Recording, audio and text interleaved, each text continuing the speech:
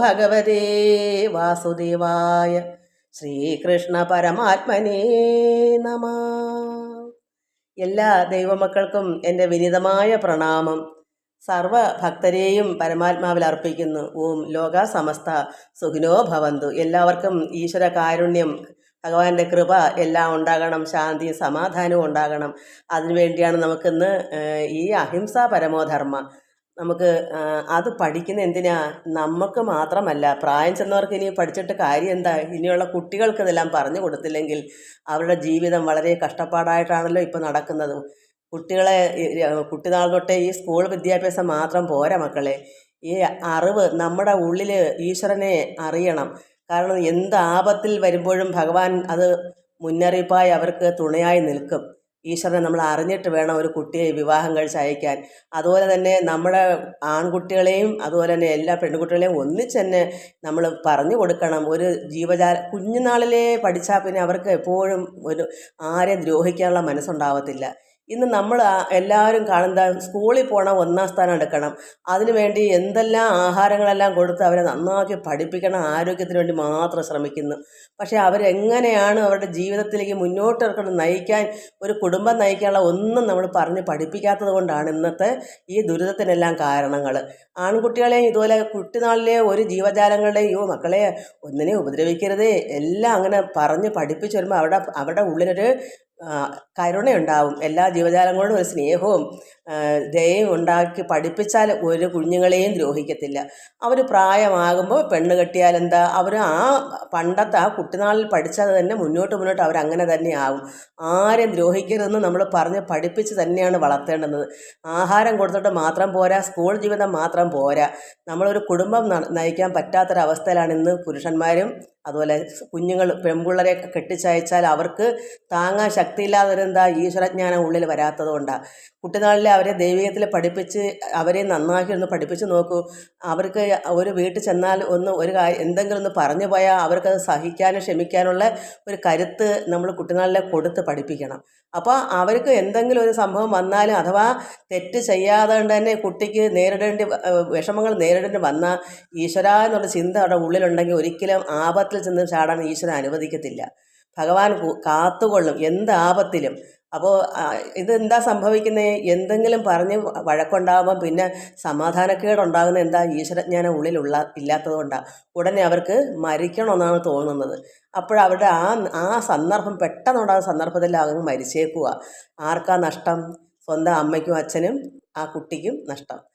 അപ്പോൾ നമ്മൾ എന്ത് വേണം? ഈ ജ്ഞാനങ്ങൾ, ഈ അഹിംസ പരമോധർമ്മ ഇത് പ്രായം ചെന്നവർക്ക് മാത്രമുള്ളതല്ല മക്കളെ. നമ്മുടെ വീട്ടിലെ കുട്ടികൾക്ക് ഇതെല്ലാം പറഞ്ഞു കൊടുക്കണം. നല്ല കാര്യങ്ങൾ കുട്ടിനാളിലേ ശീലിച്ചുകൊണ്ടല്ല ഒരിക്കലും തെറ്റ് ചെയ്യത്തില്ല. ആൺകുട്ടിക്കും പെൺകുട്ടിക്കും അത് തന്നെയാണ്. ആൺകുട്ടികളെ നന്നായി പഠിപ്പിച്ചെടുത്താൽ അവരും ഒരു ദ്രോഹവും ആർക്കും ചെയ്യത്തില്ല. ആരുടെയും മുതൽ വേണമെന്ന് ആഗ്രഹിക്കത്തില്ല. ആഗ്രഹിക്കുന്നെങ്കിലല്ലേ സ്ത്രീധനത്തിന് വഴക്കുണ്ടാവും. ഒരിക്കലും അങ്ങനെ കുട്ടിനാളിൽ കൊടുക്കുന്ന ശീലം ഒരിക്കലും അത് നന്നാവാതിരിക്കാൻ ഒരു കാരണവശാലും ബന്ധമില്ല.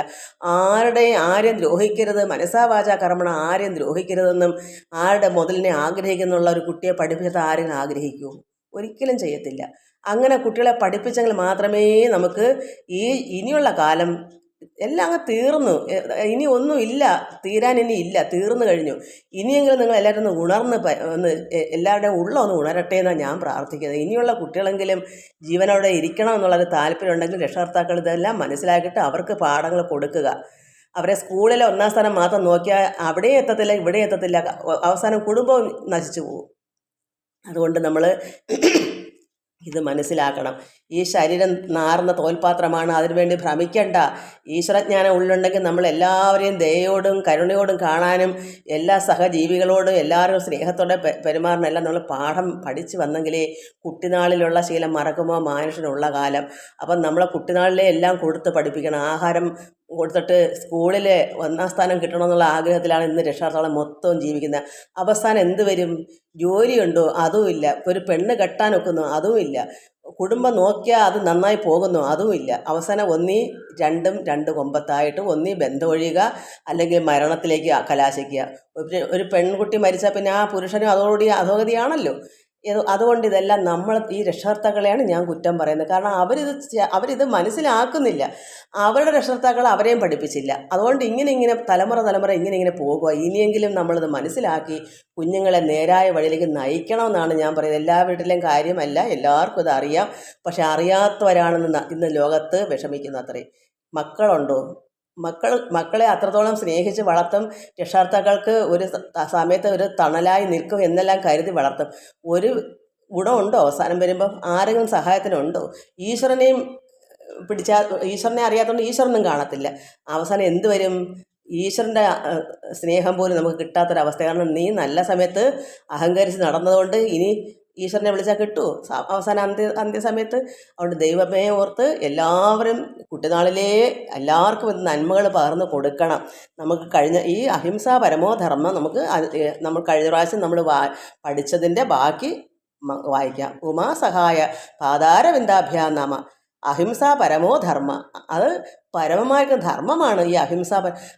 ഇത് പഠിച്ചു വന്ന ഒരിക്കലും ആർക്കും ഒരു വിഷമം ഉണ്ടാകത്തില്ല. കാരണം ഉള്ളിൽ ഈശ്വരജ്ഞാനം നമ്മുടെ മനസ്സിൽ വന്നാൽ നമ്മുടെ എന്ത് ദുരിതത്തിലും വിഷമത്തിലും ആരും നമ്മളെ ഒന്നും ചെയ്യാൻ പറ്റില്ല. കാരണം ഉടയമ്പര നമ്മുടെ ഉള്ളിലുണ്ട്, അന്തര്യാമിയായിട്ട് കിടപ്പുണ്ട്. നമുക്ക് ദുഃഖം വരുമ്പോൾ ആ അകത്തും പുറത്തും ഇരിക്കുന്ന പരമാത്മാവ് നമ്മളെ ദുഃഖങ്ങൾ അറിയുന്നത് അന്തര്യാമിയായി ഉള്ളിൽ തന്നെ ഉണ്ട്. നമ്മുടെ ദുഃഖം അവിടെ മനസ്സിലാക്കുമ്പോൾ അതിന് വേണ്ട പരിഹാരം ഭഗവാൻ തന്നിരിക്കും. മരണത്തിലേക്കൊന്നും ഒരു കുട്ടിയെ നയിക്കത്തില്ല ഈശ്വരനെ അറിയുന്ന കുഞ്ഞുങ്ങളെ. അതുകൊണ്ട് നമുക്ക് ഇത് വായിക്കാം. വന്ദിച്ചു സൽഗുരുപാദത്തെയും വന്ദിച്ചു സിദ്ധ സമൂഹത്തെയും വന്ദിച്ചു ചൊല്ലുന്നേനീശനെയും ജ്ഞാനം വന്നിടാൻ വേണ്ടിയൻ ജ്ഞാനപ്പെണ്ണി. നമുക്ക് ജ്ഞാനം ഉണ്ടാകണം, അറിവുണ്ടാകണം. സ്കൂൾ വിദ്യാഭ്യാസത്തിൽ ഇത് കിട്ടത്തില്ല. അതുകൊണ്ട് നമുക്കിനി അടുത്ത നമ്മൾ എന്താ വായിച്ച് കഴിഞ്ഞ പ്രാവശ്യം ഓരോരോ അംഗവും പരിശോധിച്ച് നോക്കിയാൽ എന്താ തീരെ അറച്ചു പോകും. ഒരു തർക്കവും അതിന് വേണ്ട. അത്രമാത്രം ദുർഗന്ധം പിടിച്ചാണ് നമ്മുടെ ശരീരം. നാറുന്ന തോൽപാത്രം തന്നെ രുചി മൂഢ നായിനല്ലേ നല്ലു. ഇത് മൃഗങ്ങൾക്ക് മാത്രമേ ഇതുപോലെ പറ്റുള്ളൂ.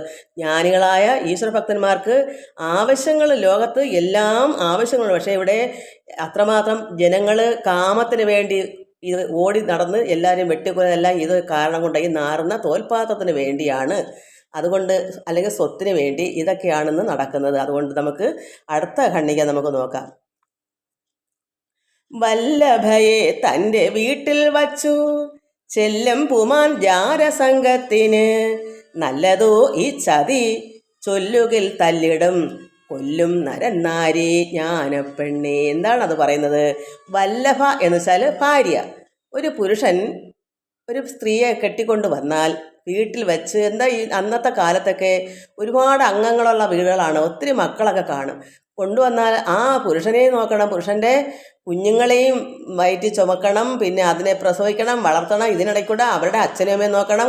കുറേ സഹോദരങ്ങൾ കാണും, അവർക്കെല്ലാം വെച്ചുളമ്പി കൊടുക്കണം. എല്ലാം കൊണ്ട് ഒരു സ്ത്രീക്ക് പരമ ദുഃഖമാണ്. കാരണം അന്നുള്ള ആൾക്കാർ ഈ പെൺപിള്ളേരെ ഒന്നും വിദ്യ പഠിപ്പിക്കത്തില്ല. ഏത് വിദ്യ?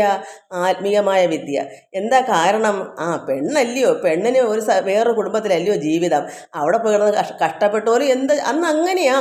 അതുകൊണ്ട് അവർ 15 വയസ്സ് വരെ എങ്ങനെയെങ്കിലുമൊക്കെ കഷ്ടപ്പെട്ട് സ്കൂളിൽ വിട്ടാലും അത് പോലും ജയിച്ചു പോലും 15 വയസ്സാകുമ്പം 10ാം ക്ലാസ് കഴിയുന്നെങ്കിൽ വന്ന് കെട്ടിച്ചയക്കുക. അന്ന് 16 വയസ്സൊക്കെ കാണും. കാരണം 6 വയസ്സിലേക്കാണ് അന്ന് കൊണ്ട് ചേർക്കുന്നത്, 5 പറഞ്ഞ്. അപ്പോൾ അങ്ങനെയൊക്കെയുള്ളൊരു കാലമാണ്.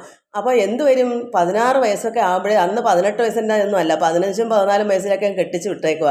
കാരണം ആ കുട്ടി എന്ത് ദുഃഖം അനുഭവിക്കുന്ന, ഒരുപാട് അംഗങ്ങളുള്ള വീട്ടിലായിരിക്കും ചെന്ന് കയറുന്നത്.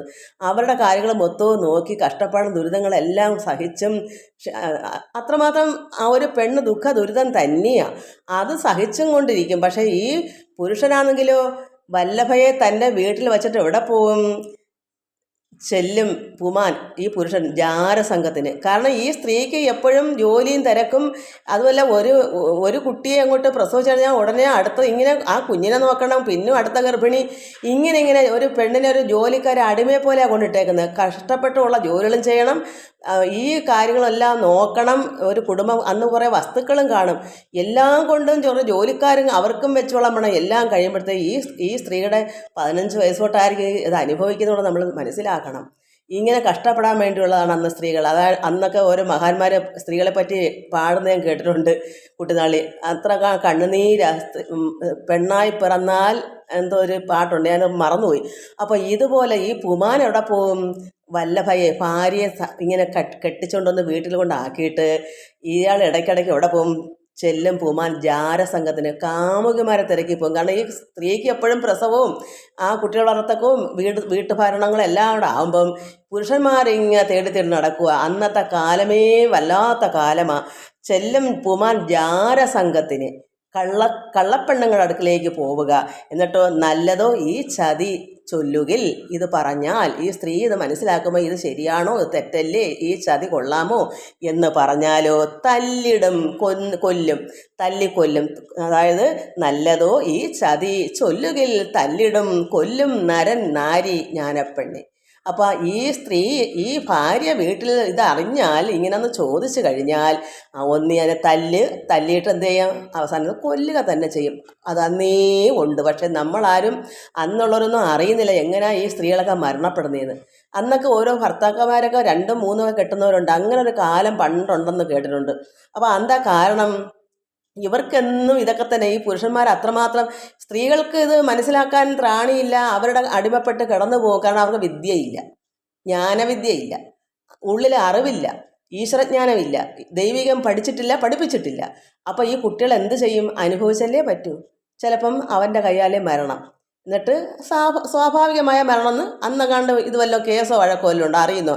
അതും എന്തോ ഒരു അസുഖം വന്നാലേ പ്രസവത്തോടിക മരിച്ചു, എന്തെങ്കിലും തല്ലി കൊല്ലുക. ഇങ്ങനെ വീണ്ടും അടുത്തതിനെ കെട്ടും. 2ഉം 3ഉം കെട്ടുന്നവരുണ്ട്. 2-3 പെണ്ണുങ്ങളെ മരിക്കാതെ തന്നെ അങ്ങനെയും കൊണ്ടു നടക്കുന്നവരുണ്ട്. ഇങ്ങനെയൊക്കെ കാരണങ്ങൾ എല്ലാവരുടെയും, പുരുഷന്മാരുടെ കാര്യമല്ല പറയുന്നത്. ജ്ഞാനികളായ ഒരുപാട് വിദ്വാൻമാരുണ്ട്.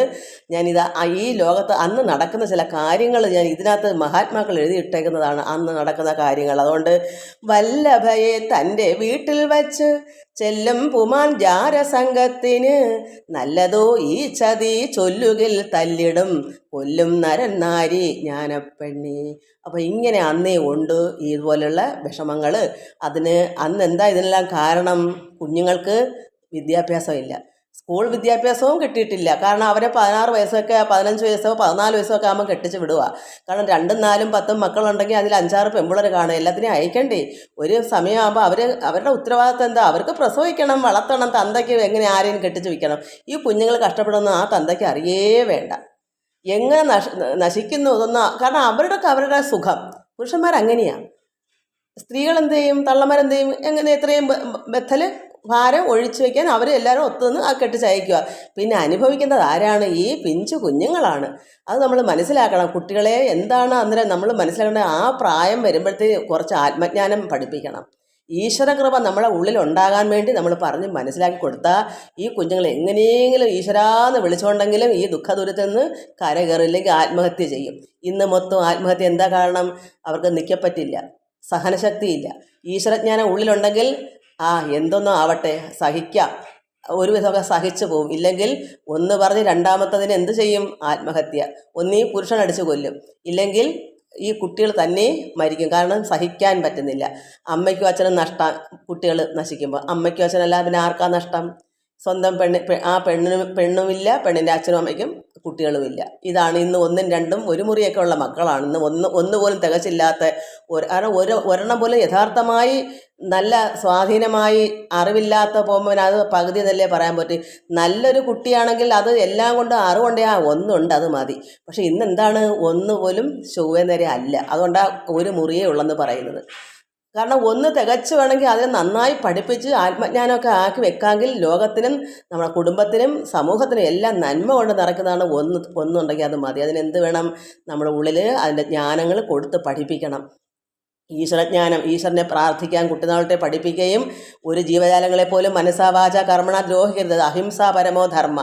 അങ്ങനെ നമ്മൾ കുട്ടികളെ പഠിപ്പിച്ചെടുത്താൽ മാത്രമേ അവർക്ക് കരുണയുണ്ടാവൂ മറ്റുള്ള ജീവജാലങ്ങളോട്. അപ്പോൾ എന്ത് വരും?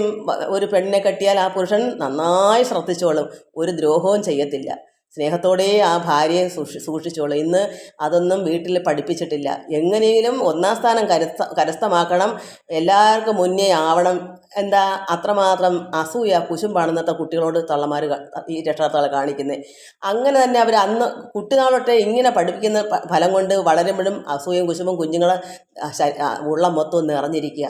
മക്കളെ നീ ഇന്നാരെക്കാളും നന്നായി പഠിക്കണം, അതിനേക്കാളും മിടുക്കരാണ്, നമ്മൾ ജയിക്കണം, ഇങ്ങനെ കുഞ്ഞുങ്ങൾക്ക് വെച്ച് കൊടുത്ത് വരുമ്പോൾ കുഞ്ഞുങ്ങളുടെ ഉള്ളം മൊത്തവും അസൂയ കൊണ്ട് നിറഞ്ഞിരിക്കുക.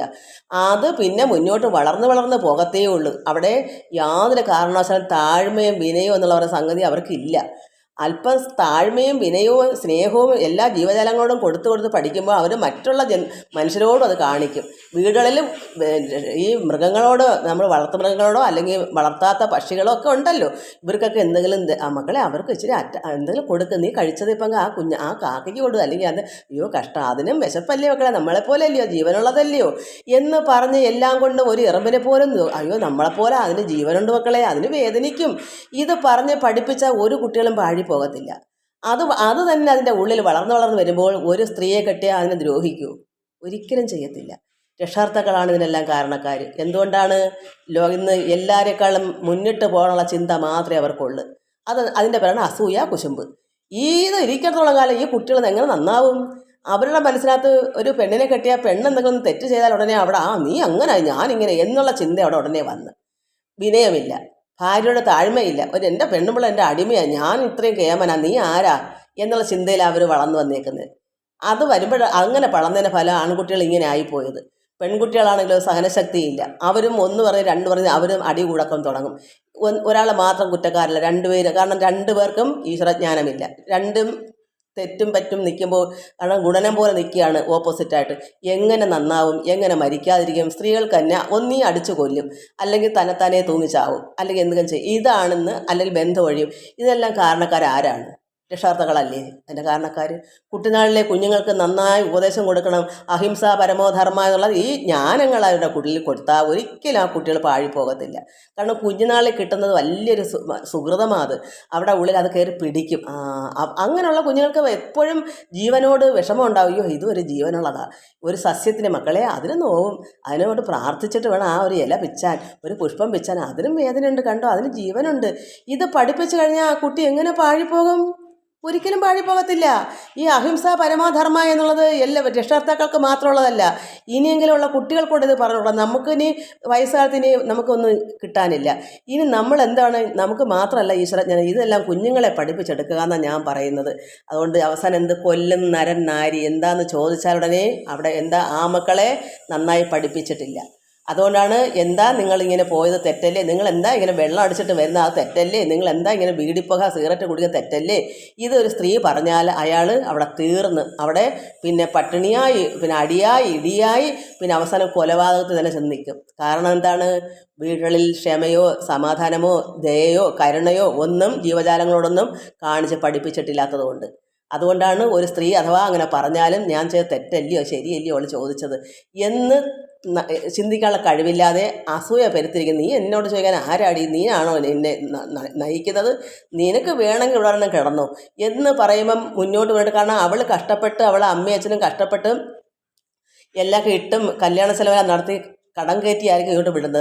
അപ്പോൾ അവളും വിചാരിക്കും ഞാൻ വെറുതെ ഒന്നും കയറി വന്നല്ല, നിങ്ങളുടെ കുടിയും ഈ ചവിട്ടും കൊള്ളാനല്ലെന്ന് അവളും ധരിക്കും. രണ്ടു പേർക്കും ക്ഷമയില്ല.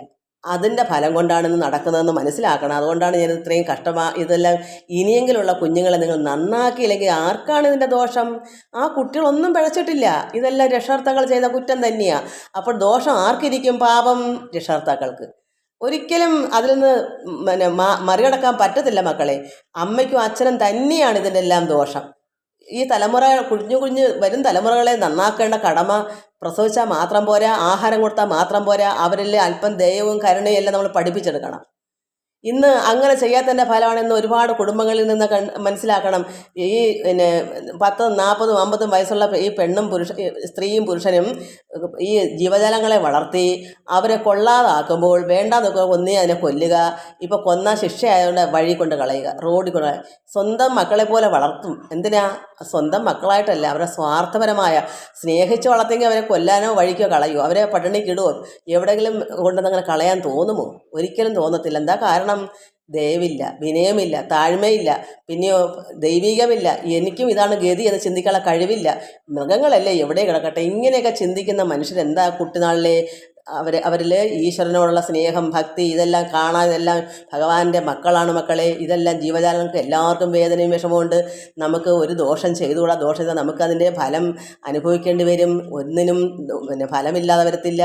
കർമ്മദോഷങ്ങൾ നമുക്ക് ചെയ്തുകൂടാ എന്ന് പഠിപ്പിച്ച് വച്ചിരുന്നെങ്കിൽ ഇങ്ങനെ വഴി കൊണ്ട് കളയൂ. ഇന്ന് സുഖജീവിതത്തിന് വേണ്ടി സന്തോഷമായിട്ട് കൊണ്ടുവന്ന് കട്ടിലിട്ട് വളർത്തും ഈ മൃഗങ്ങളെ. എന്നിട്ട് കൊണ്ടുവന്ന് റോഡിൽ കെട്ടിപ്പൂട്ടി അങ്ങ് ഒന്നി വല്ല പോസ്റ്റിലോ വേണം ഒരു തുടർന്ന് അവിടെ കെട്ടിയിട്ട് അല്ലെങ്കിൽ റോഡിലങ്ങ് തള്ളിയേക്കുക. ഈ നാക്കെടുക്ക പ്രാണി ആരോട് വല്ലതും പറയാൻ പറ്റുമോ? എനിക്ക് ഇച്ചിരി വെള്ളം കുടിച്ചോളാൻ വയ്യാന്ന്? അതിനും ജീവനില്ലേ. ഇതൊക്കെ കാരണങ്ങൾ എന്താണ്? ഈ ലോകം ഇത് പ്രകൃതി മാതാവ് കണ്ട് കണ്ട് സഹിക്ക് വയ്യാത്തോണ്ടാണ് ഈ ദുരന്തങ്ങളെല്ലാം ഇവിടെ ഉണ്ടാകുന്നത്. അമ്മയ്ക്ക് സഹിക്കാൻ പറ്റുന്നില്ല. ജനങ്ങൾ ഇത്രമാത്രം അഴിമതിയും എന്താ പറയുന്നത്, ഇതിനെന്ത് പറയാൻ പറ്റും?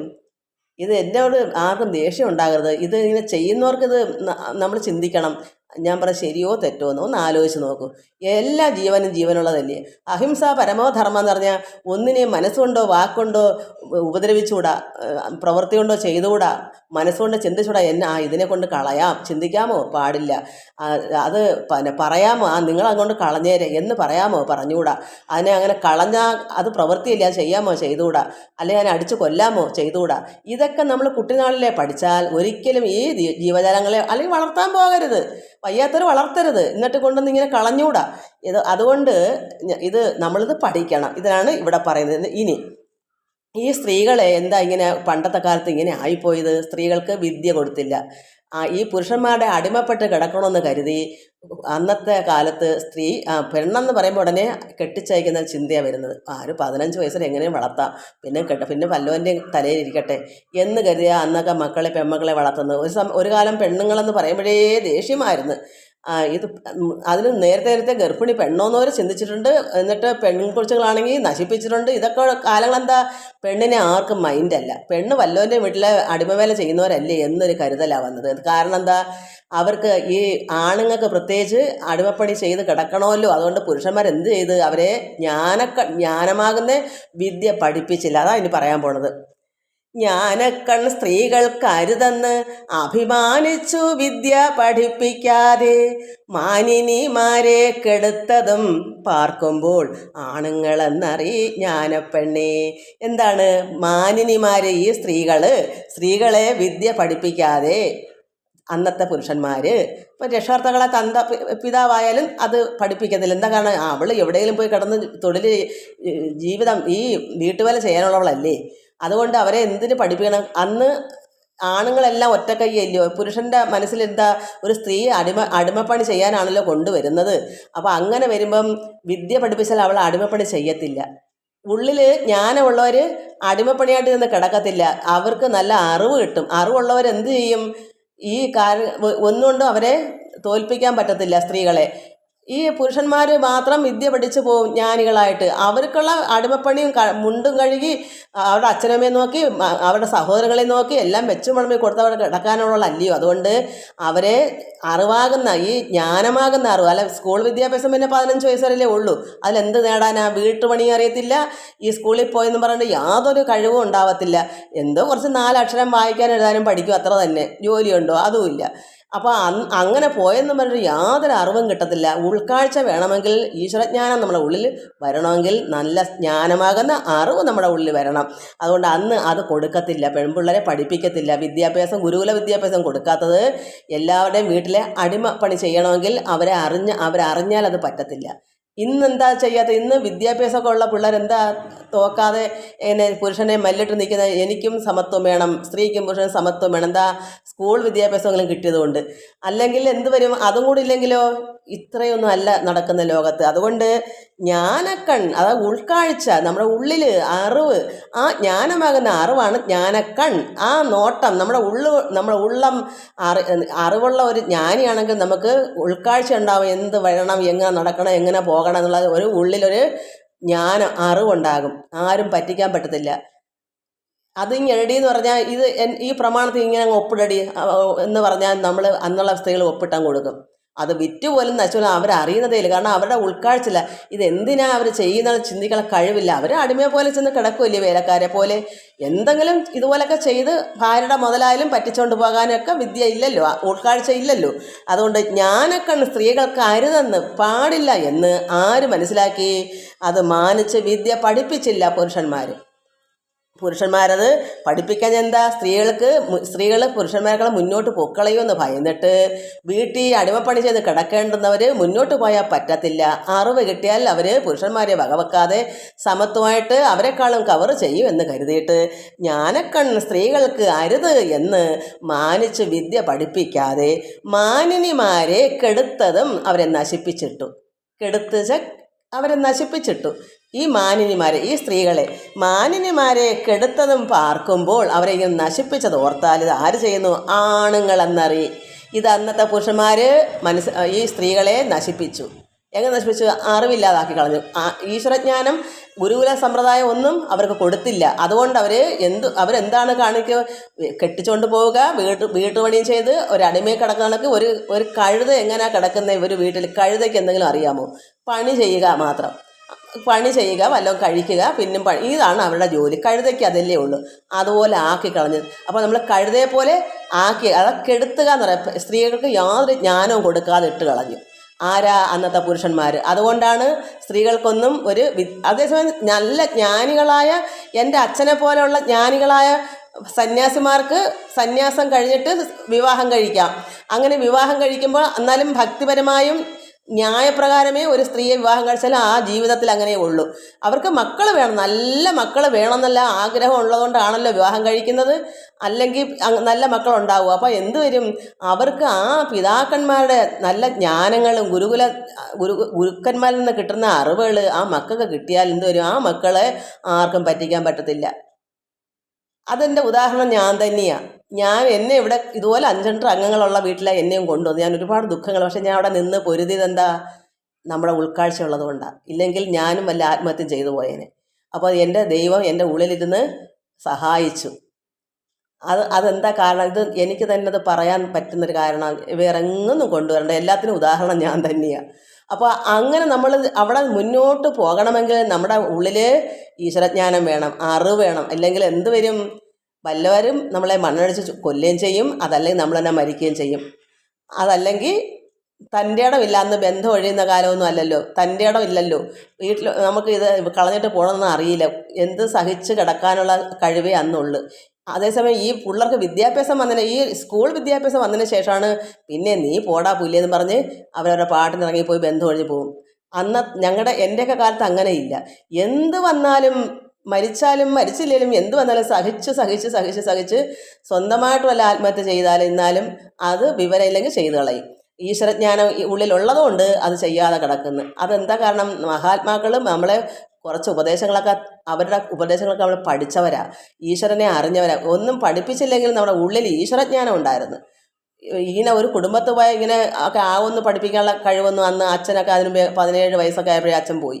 അപ്പോൾ അങ്ങനെയുള്ള, പക്ഷേ അവരുടെ ആ പ്രവൃത്തികളെല്ലാം നമ്മുടെ ഉള്ളിൽ ഉള്ളതുകൊണ്ട് ജീവജാലങ്ങളോടും എല്ലാം കരുണയും സ്നേഹമൊക്കെ ഉള്ളത് നമ്മളാൽ ഒരു കുറ്റവും ചെയ്യാത്തതിൻ്റെ പേരിലും സത്യസന്ധമായ ജീവിതം ഉള്ളതിൻ്റെ പേരിലും അതുകൊണ്ട് ഭഗവാൻ സഹായിക്കും. നമ്മൾ തെറ്റുകാരാണെങ്കിൽ ഈശ്വരൻ നമ്മളെ സഹായിക്കത്തില്ല. നമ്മൾ തെറ്റുകാരല്ല എന്നുണ്ടെങ്കിൽ ഈശ്വരൻ നമ്മുടെ ഉള്ളിൽ അന്തര്യാമിയായിരിക്കുന്ന ഭഗവാൻ നമ്മളെ കാത്തുകൊള്ളും, രക്ഷിച്ചുകൊള്ളും ഏത് ആപത്തിൽ നിന്നും. അതുകൊണ്ടാണ് ഞാൻ പറയുന്നത്, മക്കളെ നിങ്ങൾ നന്മയായി എല്ലാവരും മക്കളെയും സന്തോഷമായിട്ട് പഠിപ്പിച്ചെടുക്കണം. എല്ലാ കാരുണ്യം അവരുടെ ഉള്ളിലുണ്ടാകണം, മറ്റുള്ളവരോടുള്ള കൃപയും. അത് പുരുഷന്മാർക്ക് ഏറ്റവും വേണം. കാരണം നമ്മുടെ മുമ്പിൽ ഒരു മകൻ ഒരു കുട്ടിയെ കൊണ്ടുപോയിട്ട് അവനെ ദ്രോഹിക്കാൻ ഇടവരുത്തരുത്, നമ്മളെ കാണാൻ ഇടവരുത്തരുത്.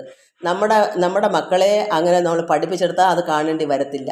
അതുകൊണ്ടാണ് പറയുന്നത്, ഇത് നന്മ കൊണ്ട് തന്നെ നമ്മളെല്ലാവരും നിറയണം.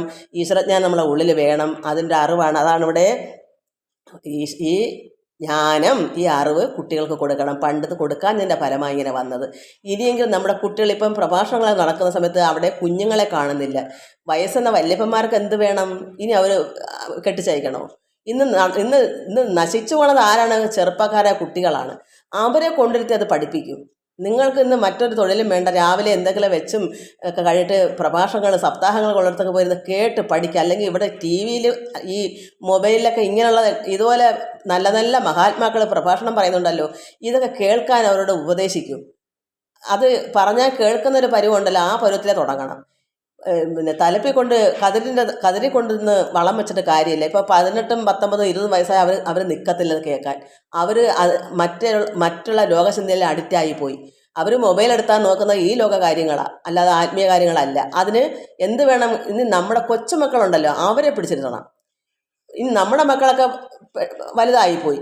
അപ്പോൾ അവരുടെ മക്കളെ പിടിച്ച് ഈ അമ്മാമ്മമാരും അച്ചാച്ചന്മാരും പറയണം, മക്കളെ ഇത് കേൾക്ക് എന്ന് പറയും. നല്ല ആധ്യാത്മികമായ കാര്യങ്ങളും നല്ല നല്ല കാര്യങ്ങളും അത് നമ്മൾ കേട്ട് പഠിച്ച് ആ കുട്ടികളെ പിടിച്ചിരുത്തി അത് കേൾപ്പിച്ച് കൊടുക്കുമ്പോൾ ആ കുട്ടികൾ ഇനിയെങ്കിലും വളർന്നു വരുന്നത് നന്നായി വരും. ഇനി അല്ലാതെ ഈ വയസ്സെന്നവർ കേട്ട് ഭക്തിപരമായി ഇരിക്കാമെന്നല്ലാതെ ഈ കുട്ടികൾക്ക് കിട്ടേണ്ട ജ്ഞാനം കിട്ടുന്നില്ലല്ലോ.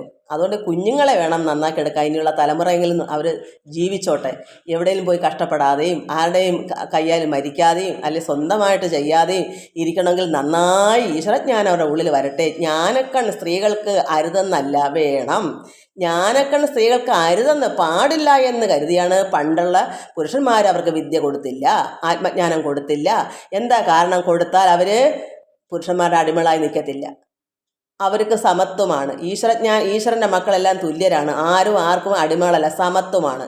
എല്ലാവരും അവിടെ പാപനെന്നോ ഒന്നുമില്ല. എല്ലാവരും സമമായി കാണുമ്പോൾ അവർ അടിമപ്പണി ചെയ്ത് അവരുടെ തോന്നിവാസം നടക്കാൻ സമ്മതിക്കുക. എന്താ നിങ്ങളിങ്ങനെ കുടിച്ചിട്ട് വന്നെന്ന് ചോദിച്ചാൽ ഉടനെ അവിടെ വഴക്കായി. എന്താ നിങ്ങൾ ഈ ചതി ചെയ്തത്?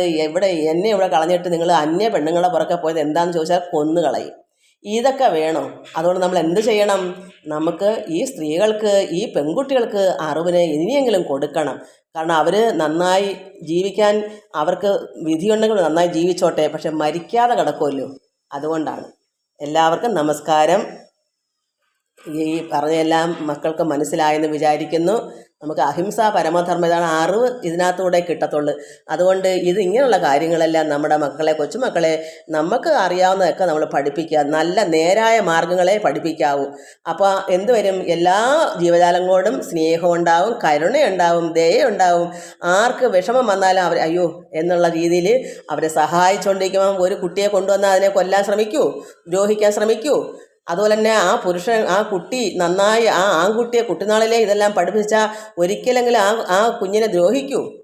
ഇരുകൂട്ടരും നന്നായി ജീവിക്കും. അന്നേരം അത് കണ്ട് സന്തോഷത്തോടെ നമുക്ക് രക്ഷാർത്ഥർക്ക് മരിക്കാം. എൻ്റെ കുട്ടികൾ നന്നായി ജീവിച്ചു പോകുന്നു, അത് കണ്ട് നമുക്ക് സുഖമായിട്ട് നല്ല സന്തോഷത്തോടെ ഈശ്വരനിലേക്ക് പോകാം. അല്ലാതെ നമ്മൾക്ക് മരണത്തിലും നമ്മൾ ചിന്തിക്കുന്നത് എൻ്റെ കുഞ്ഞ് അടികൊണ്ട് അല്ലെങ്കിൽ ഇങ്ങനെ കിടക്കുന്നത് എന്തായോ എന്തോ എന്ന് ഇന്ന് ആ വിഷമത്തോട് വേണ്ടേ നമുക്ക് മരിക്കാൻ. അപ്പോഴെന്താ നമുക്ക് അത് നരകക്കുഴിയല്ലേ? നമ്മൾ സന്തോഷത്തോടെ ആനന്ദത്തോടെ പോകണമെങ്കിൽ എല്ലാം നന്നായി കുട്ടികളുടെ ജീവിതങ്ങളും എല്ലാം സുരക്ഷിതമാണെന്ന് നമ്മൾ മനസ്സിലാക്കുമ്പോൾ നമുക്ക് ആനന്ദം ഉണ്ടാകുന്നത്. സന്തോഷമായിട്ട് നമുക്ക് ശാന്തിയും സമാധാനം വേണമെന്ന് നമ്മൾ പ്രാർത്ഥിക്കുന്നു. പക്ഷേ കുട്ടികളുടെ ജീവിതം നശിച്ചു പോയാൽ നമുക്ക് അതുണ്ടാവുമോ? അപ്പോൾ അവർക്ക് വേണ്ടുന്ന കർമ്മങ്ങൾ നന്നായി കൊടുക്കേണ്ട കടമ നമുക്കുണ്ട്. അത് ചെയ്യാത്തത് കൊണ്ടാണ് നമുക്ക് ദുഃഖ ദുരിതങ്ങളിൽ കടന്ന് സംസാര സാഗരമായ ഈ കടൽ പോലെ കിടക്കുന്ന ഈ ദുരിതത്തിൽ നിന്ന് നമുക്ക് കരകയറാൻ പറ്റാത്തത്. എല്ലാം ഇതുകൊണ്ടാണെന്ന് മനസ്സിലാക്കി നമുക്ക് ഈശ്വരനോട് പ്രാർത്ഥിക്കാം. എല്ലാവർക്കും നന്മ ഭവിക്കട്ടെ. ഓം ലോകാ സമസ്ത സുഖിനോ ഭവന്തു. ഹരി ഓം ഹരി ഓം ഹരി ഓം.